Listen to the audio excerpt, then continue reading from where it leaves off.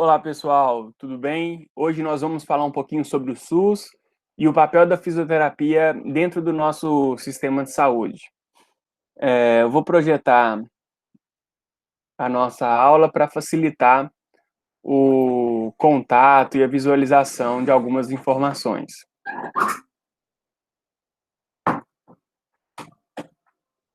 Eu acho que agora já está dando para todos acompanharem, né?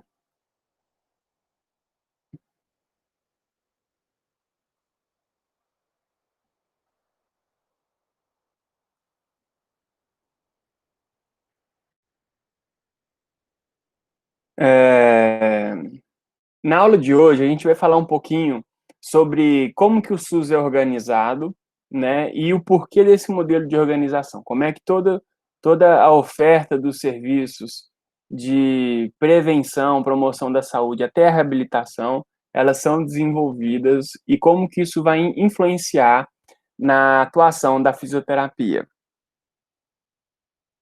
De material de referência, a nossa referência básica é o livro do Gastão Wagner, que a gente possui na biblioteca, o Tratado de Saúde Coletiva.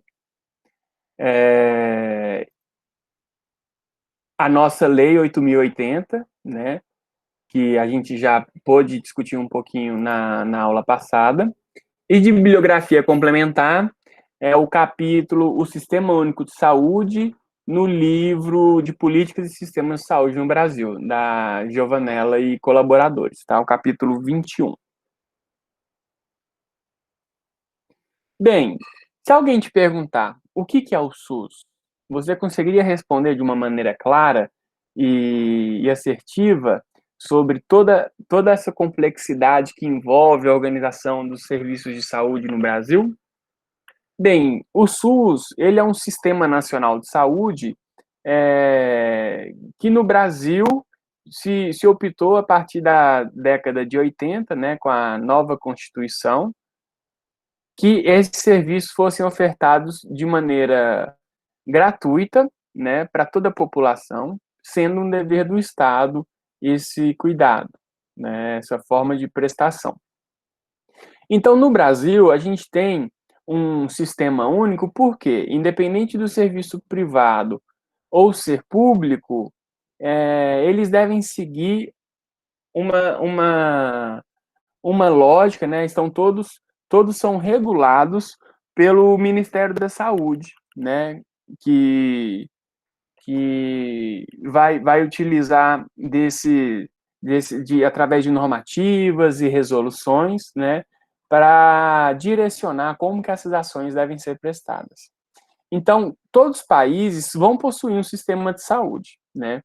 Alguns poucos, esse sistema é público universal, a gente vai ver um pouquinho mais à frente. Outros é um sistema de saúde privada, tá? Como nos Estados Unidos. E agora, em época de pandemia, a gente consegue perceber a importância dos países que ofertam a saúde como um direito, né? Os países que universalizaram o direito à saúde. A gente consegue também ver o quão é difícil e o impacto que isso gera para a população que não tem acesso aos serviços de saúde, que não tem renda, que não tem condição de pagar pelo serviço, né? Então, a gente pode acompanhar que nos Estados Unidos, por exemplo, que é um país privado, onde o sistema de saúde é privado, a população latino-americana e de negros são as que mais estão indo a óbito por causa do Covid, porque devido ao seu poder econômico, elas não conseguem já buscar logo uma vaga num hospital, né, num leito, e acabam retardando ao máximo essa ida ao profissional de saúde, porque depois vão ter que pagar a conta, né?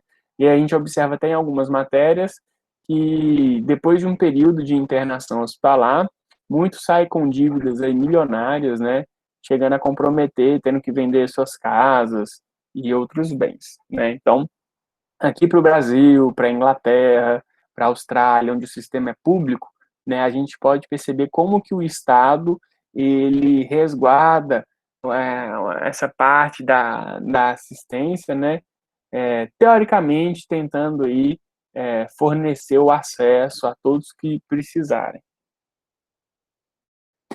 Mas qual que é a importância, então, de um sistema nacional de saúde, né? Imagina o Brasil, um país super populoso, né? É o maior país com oferta de sistema público, né? Um sistema de saúde universal. Então, o Brasil ele tem uma complexidade enorme por causa de suas diferenças culturais, regionais, as questões econômicas, né?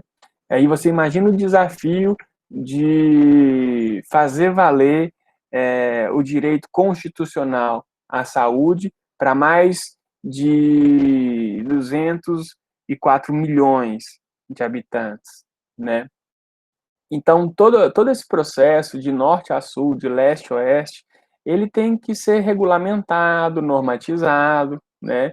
E o papel do Ministério da Saúde é justamente esse, né? De definir aí os caminhos e as formas de organização desse serviço, né? Mas permitindo uma certa flexibilização em âmbito municipal. A gente vai entender isso mais à frente. Falar do SUS é falar dos seus princípios e diretrizes, né? Então, você precisa entender qual que é o significado desses que são os principais conceitos, né, que estão presentes na nossa Lei 8.080/90, né? Então, de princípios, nós temos a universalidade, a integralidade, a equidade, e de diretrizes, a descentralização, a regionalização, a hierarquização e o controle social. Você consegue me dizer agora o que significa cada um desses conceitos? Veja bem, essas não são palavras soltas que você pode deixar passar batido, pois a sua atuação profissional e a sua atuação como fisioterapeuta, ela vai perpassar todos esses conceitos, tá? E é isso que vai ajudar a sua profissão e a sua atuação a integrar junto ao sistema, a compreensão de como adequar o seu trabalho de acordo com esses princípios e diretrizes. Então, existem algumas formas de organizar os sistemas de saúde, né? Então, existe o modelo do seguro social, que era o modelo que a gente tinha no Brasil antes do SUS, né? Onde os trabalhadores com carteira assinada, eles tinham uma contribuição previdenciária, né? O INPS, né? E aí, quando precisavam de um serviço de saúde, eles e sua família estavam cobertos e poderiam fazer uso, né? Entretanto, a gente já viu também que os indigentes, a população da zona rural e quem não tinha um trabalho de carteira assinada, um trabalho formal, ficava desassistido, né? Ele não tinha direito à saúde. Ou ele ia buscar um atendimento assistencialista, né, nas santas casas, ou então ele tinha que pagar por um serviço. Uma outra forma de organização do serviço de saúde é através de seguros privados, que é o que acontece nos Estados Unidos, né? Lá nós temos o Medicare e o Medicaid, onde os trabalhadores compram esse seguro privado, né? E quando precisam dos serviços, eles podem fazer uso. Mas, infelizmente, esse modelo também ele é caro, né? Não são todos que conseguem comprar um plano de saúde, e também os estudos mostram que ele não é um modelo muito efetivo, né? Se gasta muito com saúde e se controla e se produz pouca, né, saúde em termos de indicadores como mortalidade infantil, mortalidade materna, né? Os custos dos serviços ficam muito elevados, né, em relação com o que é ofertado para a população. E uma outra forma de organizar é o modelo universalista, né, como acontece no Reino Unido, no Canadá, na França, Austrália, na Suécia, e também no Brasil, né? Então, enquanto no Brasil a gente tem o nosso SUS, o nosso Sistema Único de Saúde, o Reino Unido, a Irlanda, a Escócia, né, eles possuem o Sistema Nacional de Saúde deles, que é o NHS, né? Então, nesses países que eu sinalizei abaixo, a saúde também é universal, né? É tida como um direito da população e um dever do Estado. Então, quando eu digo dever do Estado, é porque é o Estado que tem que regular e ofertar esse serviço para a sua população.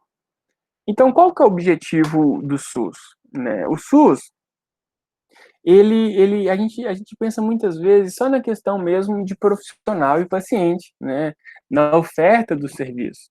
Mas tem a questão também de formular as políticas públicas, de implementar no local essas políticas, tem as questões de políticas intersetoriais, né, que vão estar relacionadas aí com os determinantes, os condicionantes de saúde, buscando promover uma condição mais saudável de vida, prevenção de riscos, prevenção dos agravos à saúde da população, né?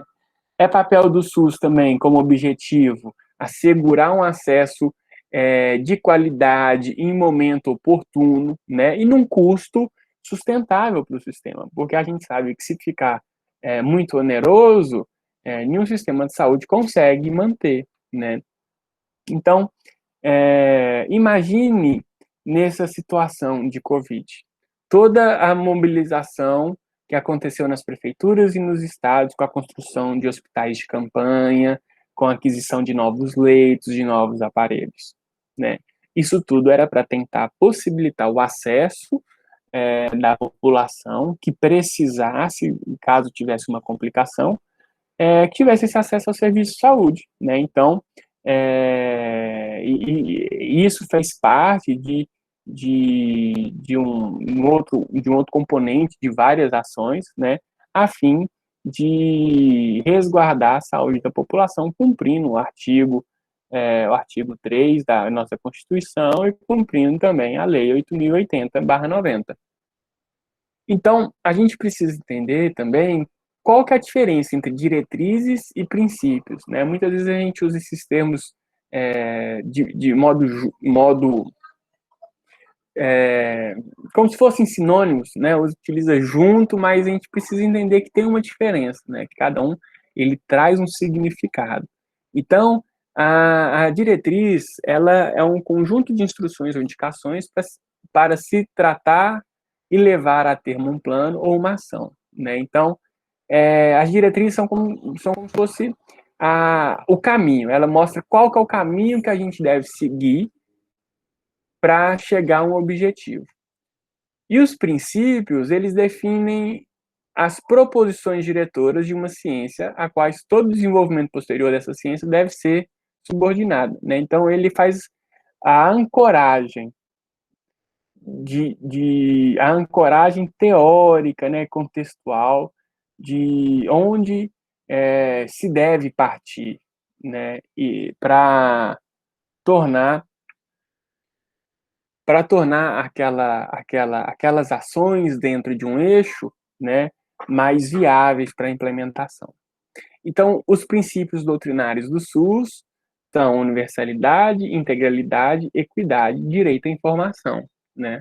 O que é a universalidade? A gente já pôde falar aqui um pouco, que está relacionado com o direito ao serviço de saúde. Então, a saúde no Brasil e na Inglaterra, outros países, é universal, né? A saúde é universal, um direito universal. Então, ou seja, no Brasil, independente de você ser brasileiro ou não, mas está no nosso território, você vai ter direito à saúde.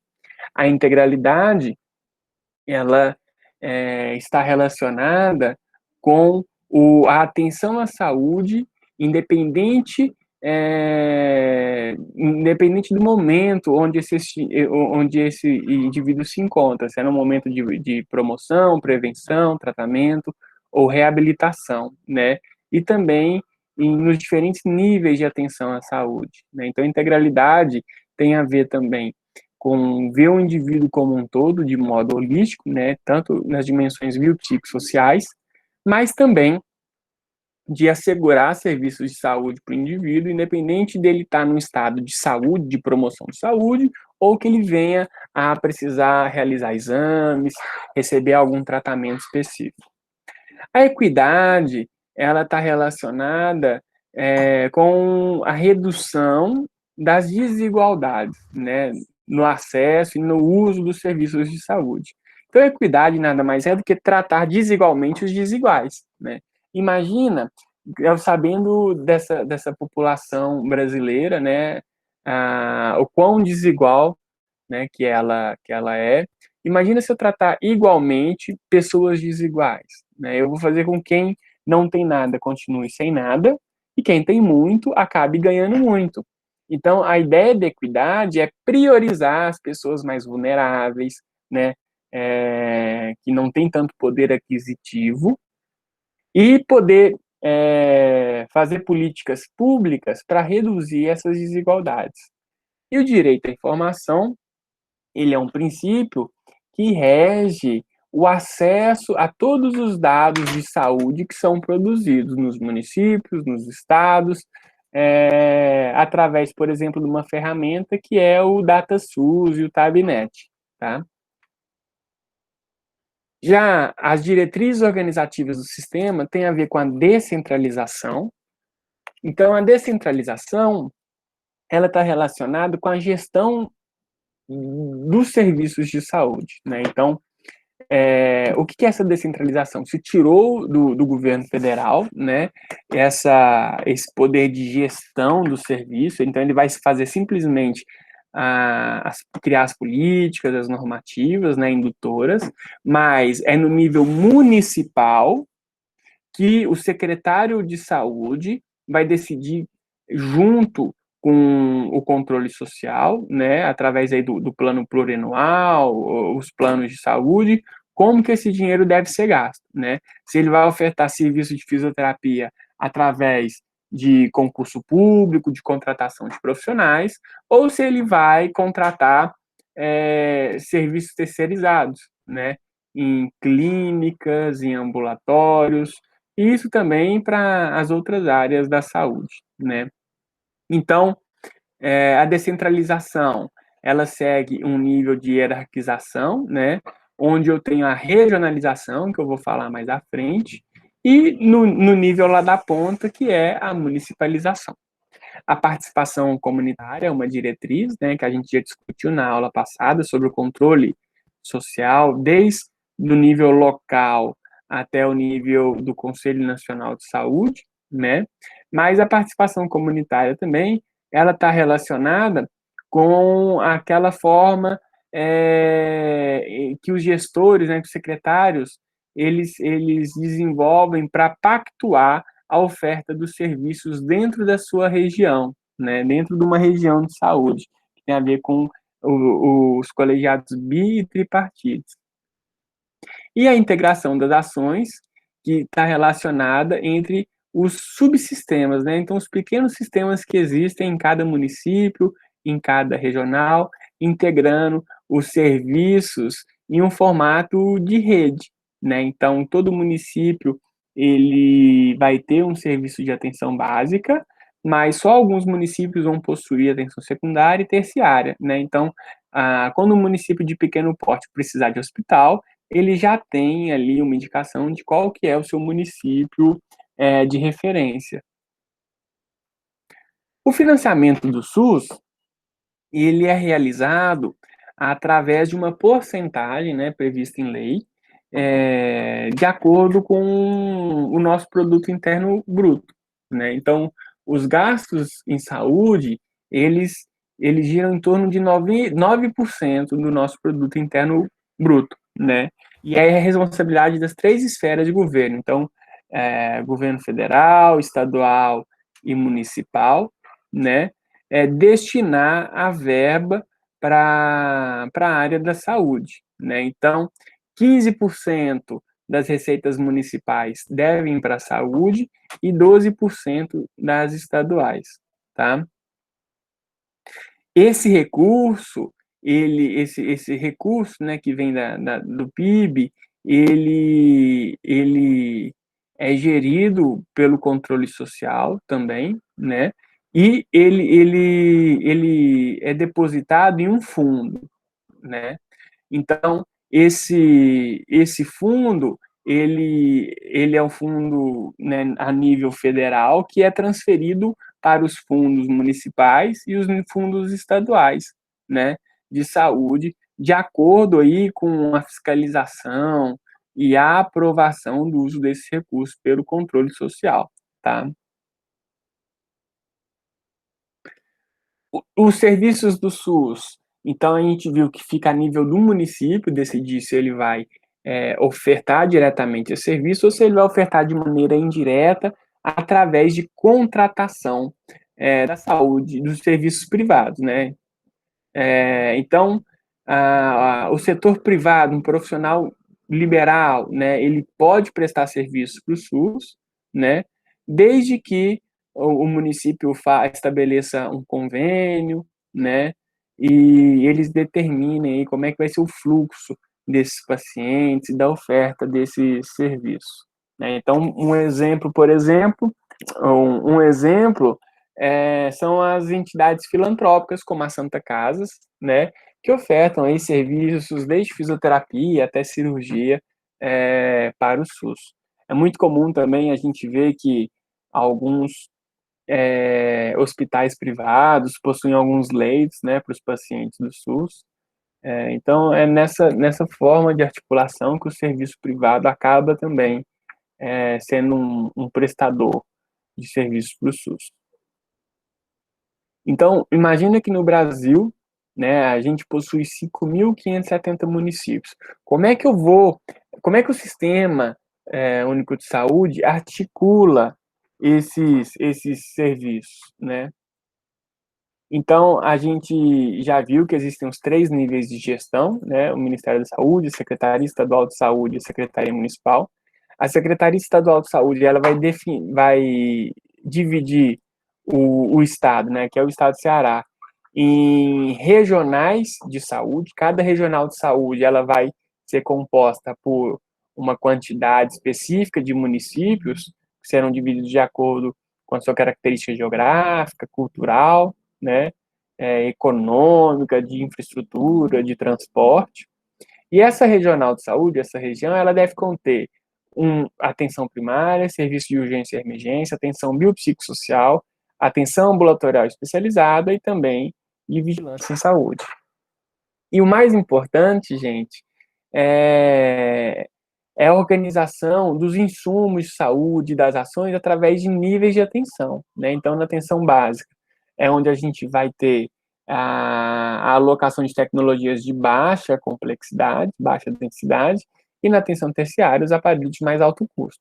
Não se preocupe que esse gráficozinho aí eu vou apresentar e discutir ele mais a fundo na nossa próxima aula da semana que vem, tá? Quando a gente vai discutir atenção primária à saúde. Então, aí é mais ou menos um retrato de um município, né, onde tem o UPA, tem os programas de promoção de saúde como Melhor em Casa, Unidade Básica de Saúde, tem o SAMU e também os hospitais, tá? Então, na comissão intergestores bipartite e tripartite, é onde vai se fazer a pactuação entre os municípios pequenos, que não possuem ambulatório nem hospital, né, de como que eles vão se deslocar por dentro da região de saúde, né? Quais são os municípios polos de referência para oferta da atenção especializada e de maior complexidade, né? Então, imagina, eu possuo vários municípios com atenção básica, mas que não tem ambulatório e hospital, né? E eu tenho um município naquela região que possui ambulatório e hospital. Então, ele vai prestar atendimento aos pacientes desses outros municípios, seguindo aí um sistema de regulação, de referência e contrarreferência, né? E o que a gente precisa ter em mente é que a atenção básica é a principal reguladora da rede de serviços no nosso sistema de saúde. Bem, então a aula de hoje foi a gente falando um pouquinho mais sobre o SUS. Agora eu deixei um vídeo para vocês, que é um vídeo em defesa do SUS, tá? Eu quero que vocês assistam, reflitam sobre esses pontos que eu trouxe na aula e o que são os pontos de pauta que esses profissionais estão reivindicando, né? E após, eu gostaria que vocês fizessem a leitura do artigo do professor Bispo Júnior, que vai discutir um modelo de atenção na fisioterapia na saúde coletiva. E aí você tem de pensar como era antes, esse modelo da fisioterapia e como ele foi planejado agora, como que seria o ideal, tá? E na nossa próxima aula a gente vai tentar fazer um encontro presencial às 14 horas para poder discutir um pouquinho disso e discutir a atenção básica, tá certo? Muito obrigado a todos, espero que vocês tenham aproveitado esse momento, né? E qualquer dúvida, vocês podem acessar a nossa monitora e também a gente pode conversar por e-mail, tá certo? Espero que todos fiquem bem, se cuidem e até o nosso próximo encontro.